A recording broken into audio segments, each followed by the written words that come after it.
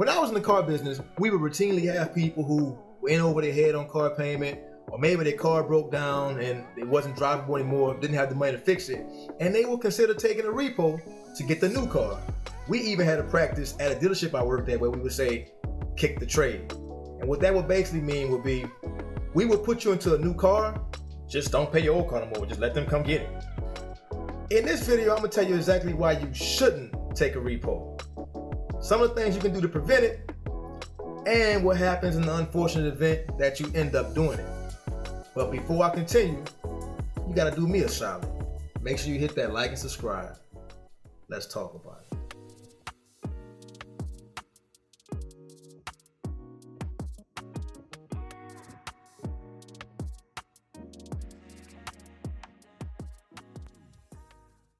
The short answer is no, you should never take a repo under any circumstances if you can prevent it. Sometimes life happens. Let me explain to you the negative impacts taking a repo can have on your credit and for how long. Earlier in the video, I mentioned working at a dealership where we would tell customers to kick their trade. Basically what that means is their negative equity was so huge, there was no way we can possibly take in their current car and give them a new car. So we would just tell them, kick the trade. We'll give you a new car with a super high interest rate because you already have an auto loan that you really shouldn't have because you can't afford it or whatever. We're gonna give you this new car and you just forget about your old car. Let them come get it. Now, here's the problem with that we didn't tell the customer. Immediately after taking that repo, your credit's gonna take a huge hit. It will usually drop up to 100 points. Now, that's not gonna be the case for everybody, right? Some may drop 20, 30, 40, 50. Some may drop the whole 100. On top of that repo is gonna stay on your credit report for up to 7 years. Now, sure, you might have heard that the first 2 years are the worst, and you'll start to recover after that. That's true to a certain extent.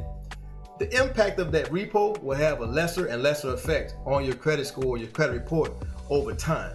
But here's the problem with that.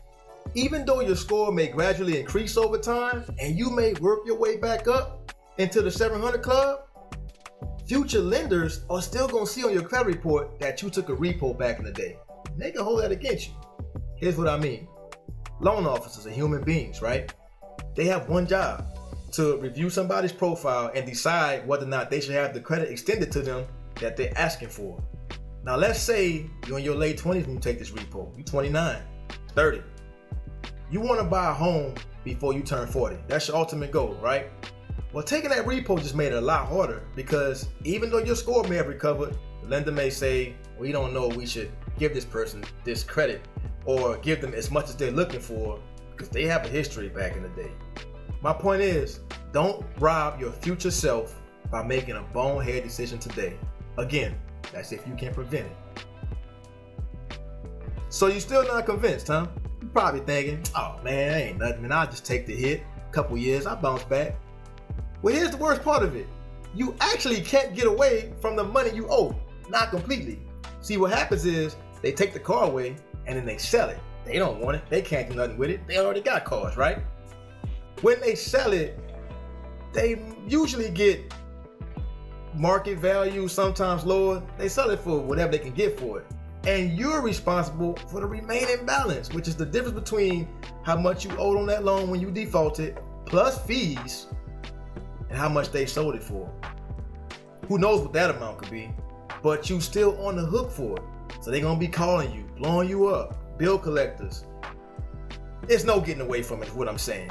Not only that, but you may have started the cycle all over again when you kicked the trade, took out the new auto loan, which is the second auto loan, which probably gives you a higher interest rate, which equates to a higher payment. So you put a band-aid on it. Here's some of the things you probably should consider doing besides taking a repo or kicking the trade. The very first option you should consider if you feel like you're drowning and need to trade some wiggle room is look at refinancing. There's a lot of ways you can do this. You can refinance to get a lower interest rate. Maybe the interest rates have came down since the time you purchased the vehicle. Maybe your credit score has drastically improved since you purchased the vehicle. This could get you a lower interest rate. You can also look at refinancing and extending the term. although I don't really recommend it because you pay more money in the long run, it will get you a more comfortable monthly payment, or at least it can. The last option is you can simply stay where you at on months left in the term and refinance with cash down. Now this would only make sense if the interest rate either stays the same or comes down lower, but this is another way you could potentially get a lower payment. If refinancing doesn't work for you, the next best option would probably be looking at trading down to a much cheaper vehicle. Now this would be tough for some people. You might have to swallow your pride and go from that Charger Hellcat to that Dodge Avenger. I don't know, maybe that's a little harsh, but look into it. It's one way that it can help. I made a video a few days ago about how you can find huge incentives on brand new cars and use it to your advantage. That link's down below. Check it out. Maybe it's helpful. If you can't trade down to a car at all, there is one other option you can consider, and it's selling the vehicle outright. You do this through private sale or to a dealership. But honestly, sometimes those are tough too, because if you sell it for less than what you owe, you got to pay that money out of pocket to the lender at the time you sell it. What do I mean by that? You owe $20,000 on the loan. The most you can get for the car is $15,000. You have to come out of pocket $5,000 for them to take the car off your hands and not hit you with a repo. Essentially, that's how it works. So that's probably not even an option for most people, or we probably wouldn't be doing this video right now, right? And there's one other option that I really wouldn't recommend, but for the purpose of just putting all the information out there, I gotta share it with you. It's called a voluntary repo, and I cringe when I hear it. Here's why. People throw it around like it's a good thing, but it's not much different from taking an involuntary repo. And what I mean by that is like, man, it's still gonna hit your credit. You're still gonna lose the point. You're still gonna be on that for 7 years. It's still gonna look bad. The only real difference with a voluntary repo is that you're getting in front of the problem and letting them know, hey, listen, I can't do this anymore. The car don't work anymore. I need to get something else. I can't pay for this. And you can kind of avoid the fees. Like, you can turn the car into them. They maybe have you bring it to a certain location to surrender it, and you won't have to pay like the fees for the tow truck and whatnot. But other than that, it's not a good option. I mean, it's last resort, right? So there you have it, ladies and gentlemen. All the reasons why you should not take a repo, and some of the things you can maybe do to work your way around it. I really hope y'all enjoyed this video. I enjoyed doing it for y'all. Hope y'all found it very informative. Hope I'm able to help somebody that's out there in a tough situation right now. If y'all want more content like this, y'all want to keep me motivated to keep doing it, y'all know what to do. Down below, click that like and subscribe button. That also lets YouTube know that my content is fire and it's going to put it out to the masses. But other than that, that's all I got for y'all. Drop any comments you have down below in the comment box. And until next time, I'll holla.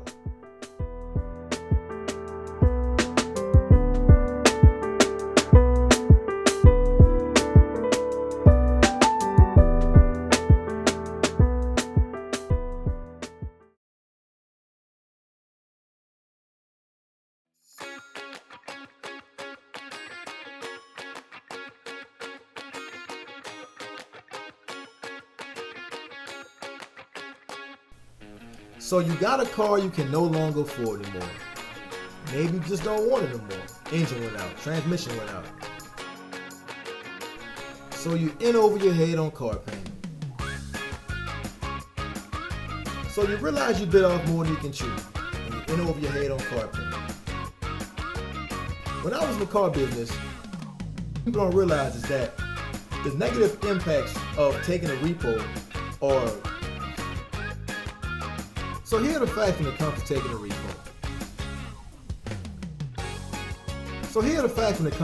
repo. Remember these numbers. 100, your credit score could potentially drop the minute you take a repo. The cash down to help lower that payment. Future for 7 years. Find yourself where you just can't. I wasn't recording. Oh my God. I just had like the best scene ever. And I went to hit the stop button only to find out that I was never recording to begin with.